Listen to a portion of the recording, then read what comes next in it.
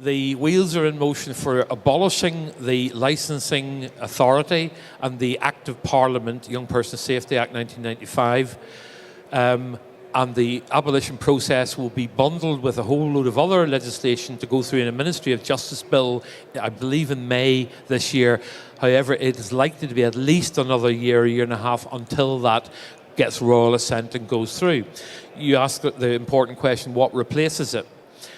The Health and Safety Executive have taken an interest in this, and for the last 4 or 5 months, a working group has been in place to look at developing something to not replace, but to give guidance on the issue of safety in adventurous activities. So in some way, am I right in thinking that's effectively a return to where we were before the legislation that brought in the Adventure Activities Licensing Authority? It's back to a deregulated sector where you can get independent inspection, but it's up to you to get that inspection. You can choose from, for example, RYA recognition, BCU approved centres, BAHA inspection, and I think there's now more choice. There's organisations like LOtC that is recognised by educational authorities, so you can get LOtC accreditation. Is that the case, that it'll be basically up to you as an operator to choose which existing scheme, or are we talking about new schemes being developed to replace all of those, or what is the situation?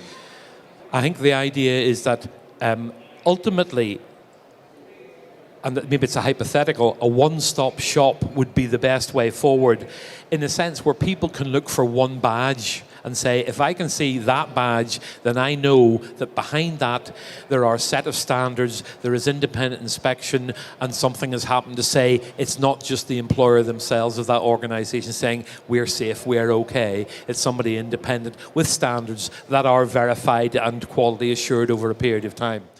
But what we must try and do is find a way to aggregate them, not force them into one route, but have an umbrella so that they can plug into that, so that overall there's a simple answer to saying there is a badge there. And that badge may be the case of being, for example, the idea of a register, an idea of a listing, so that the public, the schools, the teachers, the parents can go to a website, and on that it is clearly says who has been independently inspected. As someone not being on the working group, I'm struggling to understand it from a consumer point of view or a school point of view. Where is the register? How do I look at it? I understand the concept of various inspection criteria meeting the register standards, but where is the register? Where does it exist? And if it does exist, would it actually be funded to be promoted so that the public know about it? Or would it just be a register that you'll know about if a centre tells you to go and look at it to see where their recognition is? What is it? At the moment, the register doesn't exist because we are in this period of the Health and Safety Working Group into looking at what might come after licensing.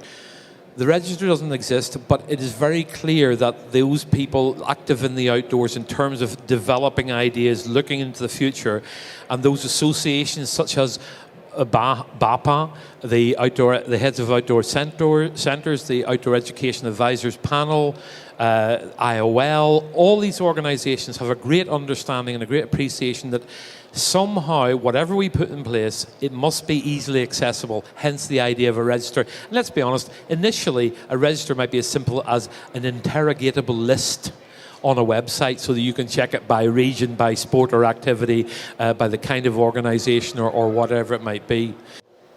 But who would fund it?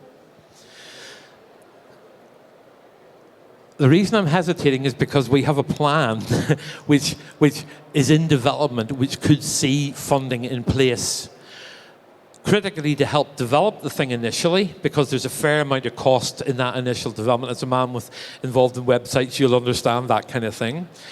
But equally importantly is about the promotion of that.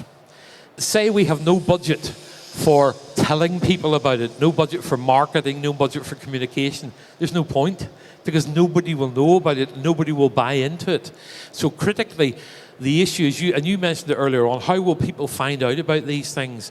In the end, if it's just about people who are in the outdoors industry and know each other and all that sort of thing, no good.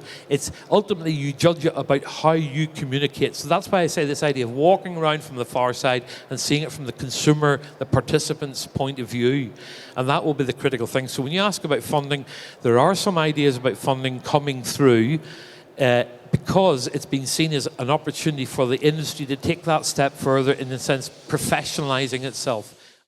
We're a small business, and one of my biggest concerns, I think, is about the potential cost.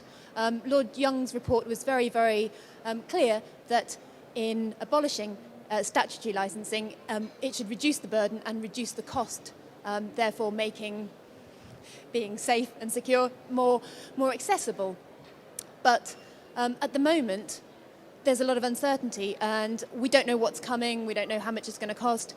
Certainly looking at Adventuremark, which would be one of the organisations that currently it looks like we might need to sign up to, that's going to cost us more. If there's another licence, if there's a register to sign up to, if we have to, we also operate canoeing. Do we have to sign up separately with the BCU?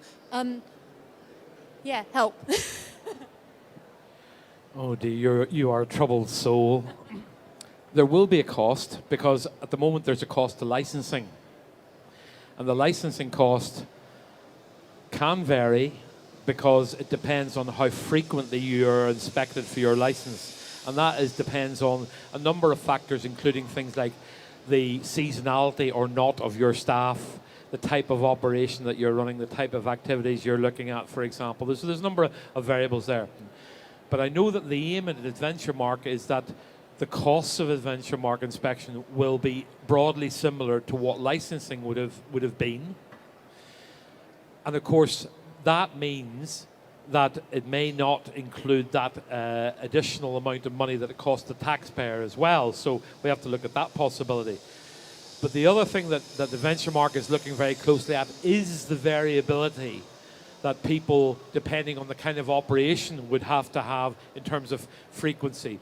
So that if you have an organisation with very young staff, all seasonal, some higher risk activities, then you're likely to need an inspection. And then remember, this is voluntary we're talking about here. It's not a legal requirement anymore. The inspection frequency would be perhaps every year.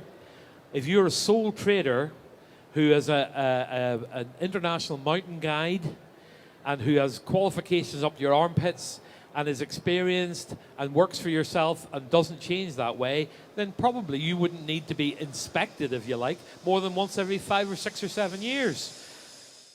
My worry is that across the country, different local authorities will adopt different standards and will have to jump through even more different hoops if there's not one statutory body where we can demonstrate to everybody that we are compliant. I agree with you entirely, because the more options, the more confusing it can be. It is right that a number of NGBs and other schemes exist and are proud of their strength and quality in terms of accreditation of centres. So we're not suggesting that they should be done away with or something like that. A one-stop shop, either through one accreditation scheme, which isn't going to be possible certainly at the moment, or at least an overarching register or listing that allows people to see that under a common set of guidelines for those, then is the second best way forward in that situation. I agree entirely. Just to add to that, to your earlier question, is there a one-stop shop? There isn't, but I don't know if you're aware of what the British Activity Providers Association are doing with their inspection scheme. They're trying to make it, they're very conscious that in the new world, post-deregulation, their centres will have to make a choice as to which of many inspection schemes they may or may not sign up to. So they've actually devised a situation where if you do the bar par inspection, that incorporates the criteria of LOtC and Adventuremark. And if you are successful in passing the single bar par inspection for a single fee, you don't have to be then re-inspected by LOtC and Adventuremark. You pay, I believe, a small supplement. I don't know the detail, apologies for that, but I'm told it's a small supplement which then ticks the LOTC box and the Adventuremark box as well as the BARPAR box. So it is trying to be a one-stop shop for its members to hopefully reduce the burden and indeed reduce the cost. So in terms of liability coverage, the issue for us as a mutual and insurers is that an activity provider needs to be able to demonstrate that they can deliver those activities in a way that isn't going to produce claims, or if claims do arise, and sometimes they do, claims can be defended. And if they can't convince a liability underwriter that they can deliver those activities in the right way, it may be that they can deliver them, but they just don't have the way of convincing them, then yes, potentially costs will rise because insurance underwriters are inherently pretty conservative people, and they'll be looking at increasing the buffer they might have in case those claims arise and they can't be defended. And do you have any other concerns about deregulation as an insurer of how many organisations in the outdoor world do you insure at the moment? We have just over 270. Yeah, so it's very representative. We do. In fact, interesting what Peter said. We did a survey of our membership as well about licensing, and certainly some of the views you were talking about came back to us very loud and clear about single scheme across the UK, for example. And again, we have a lot of members in Scotland, and they were very clear about that. I think the issues are about claims defence. When claims do arise, we have some pretty aggressive solicitors out there, and you'll have seen a lot of their adverts in the afternoons on the TV or heard them on the radio or whatever, and they're always looking for a chink in the armour. Even if an incident has happened and it's absolutely not one for which a provider should be liable, if any of the paperwork isn't right, even if that paperwork you would think wasn't necessarily germane to the particular incident in question, they'll see the chink and they'll go for it, and they'll quite often sort of figure that that'll give them the chance for their day in court, and then once they get to court, who knows what happens. So the mere fact that licensing has existed and has set a standard has helped us a lot in defending claims, and if claims costs go up, premiums go up. So there's that aspect as well. And I think it's just the process. There will be it'll be more difficult for providers if there is no, if what follows licensing and what comes with deregulation, if there is no central register or something of its type, if there's nothing there that allows providers to demonstrate fairly easy and quickly to a liability underwriter or insurer that they do have the right systems in place, there'll be a cost involved simply in arranging the cover for themselves.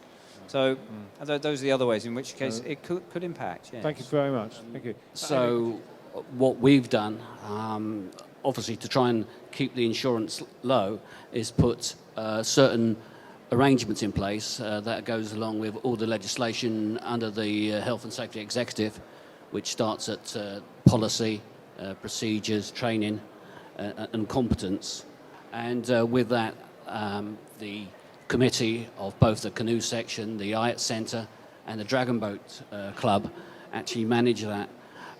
As an insurer, do you carry out safety audits to ensure that that premium you charge them is correct, or that they may be operating unsafe, or they don't have the safe arrangements or procedures in place? So my question is, does your company, or do companies carry out safety audits to ensure that that premium they pay is the correct level and they're not going to be liable for incidents, accidents, near misses?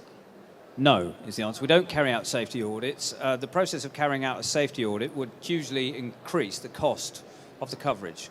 However, what we do, and different insurance companies do things in different ways, is we look very carefully at the systems and the processes and the documentation and the ways in which the activities are delivered, whatever the activity is, and we use that as part of our underwriting assessment, a risk assessment, before we write the risk or accept somebody into our mutual as a member. If there's a problem, we may well visit an audit if we see a problem down the line, but there's too much cost involved in doing that. But without accreditation, without licensing, if there is absolutely nothing there, insurers may all have to go down that route. And then that's all that will do, is just that cost will have to be passed on, and it'll be a barrier that providers will have to get over before they can get cover.